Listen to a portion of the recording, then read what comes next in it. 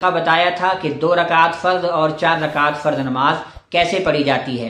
आज हम इस वीडियो के अंदर आपको बताएंगे कि सुन्नत नमाज कैसे पढ़ी जाती है। 2 रकात सुन्नत कैसे पढ़ी जाएगी और 4 रकात सुन्नत कैसे पढ़ी जाएगी। मिसाल के तौर पर आप फजर की नमाज पढ़ रहे हैं और आपको 2 रकात नमाज सुन्नत पढ़नी है, तो सबसे पहले नियत का मसला है। नियत दिल के इरादे को कहते हैं कि मैं 2 रकात नमाज सुन्नत पढ़ रहा हूं, ये नियत आपकी काफी है। लेकिन अगर आप जबान से कहना चाहते हैं तो इस तरह कहें, नियत करता हूं मैं 2 रकात नमाज सुन्नत वक्त फजर का, मुंह मेरा काबे शरीफ की तरफ अल्लाहु अकबर कहकर आपको नियत बांध लेनी है। नियत बांधने के बाद सबसे पहले सुबहानक अल्लाहुम्मा पढ़नी है, उसके बाद औज़ु बिल्लाह, बिस्मिल्लाह और अल्हम्दु शरीफ पढ़नी है। उसके बाद जो सूरत आपके याद हो वो सूरत आपको पढ़ लेनी है। मिसाल के तौर पर आपने पहली रकात में कुल औज़ु बिरब्बिल फलक वाली सूरत पढ़ ली, अल्हम्दु के बाद कुल औज़ु बिरब्बिल फलक मिन शर्रि मा खलक ये वाली सूरत आपने पढ़ ली, और आप ये वाली सूरत जब आप पढ़ लेंगे तो आप फिर अल्लाहु अकबर कहते हुए रुकू में चले जाएंगे। रुकू के अंदर 3 तस्बीह या 5 तस्बीह आपको पढ़नी है, सुबहान रब्बियल अज़ीम, सुबहान रब्बियल अज़ीम, सुबहान रब्बियल अज़ीम। उसके बाद समी अल्लाहु लिमन हमिदा कहते हुए आप खड़े हो जाएंगे। उसके बाद रब्बना लकल हम्द कहेंगे। उसके बाद अल्लाहु अकबर कहते हुए सजदे में चले जाएंगे। सजदे के अंदर आपको 3 या 5 मरतबा तस्बीह पढ़नी है, सुबहान रब्बियल आला, सुबहान रब्बियल आला, सुबहान रब्बियल आला। फिर आप अल्लाहु अकबर कहकर बैठ जाएंगे, यानी जलसा करेंगे। फिर दूसरे सजदे में जाएंगे, वहां पर भी 3 या 5 मरतबा तस्बीह पढ़ेंगे। ये आपकी 1 रकात मुकम्मल हो गई।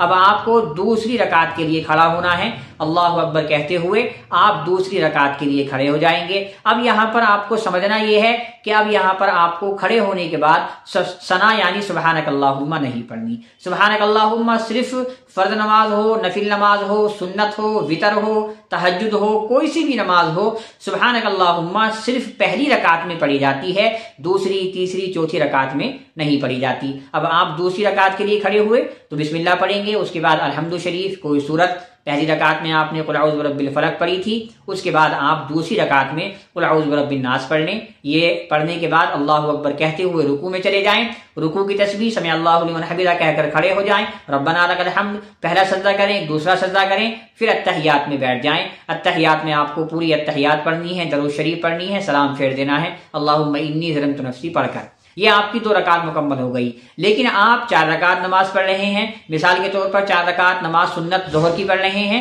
तो अब आपको क्या करना है?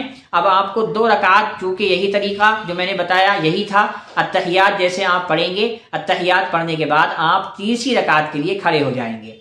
यानी आप अगर 4 रकात की नियत आपने बांधी है तो अत्तहियात पढ़ने के बाद आप खड़े हो जाएंगे। अब तीसरी रकात में आपको बिस्मिल्लाहिर्रहमानिर्रहीम भी पढ़नी है, उसके बाद अल्हम्दु पढ़नी है और उसके बाद कोई सूरत भी मिलानी है। मिसाल के तौर पर आपने पहली रकात में अलम तरा कैफा पढ़ी थी, दूसरी में लीलाफी कुरैश पढ़ी थी, तीसरी रकात में आप अब अराइतल लज़ी पढ़ेंगे।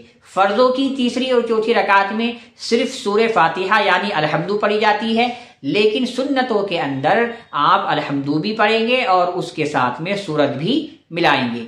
तीसरी रकात में भी सूरत मिलाई जाएगी और उसको रुकू सजदे करके मुकम्मल किया जाएगा।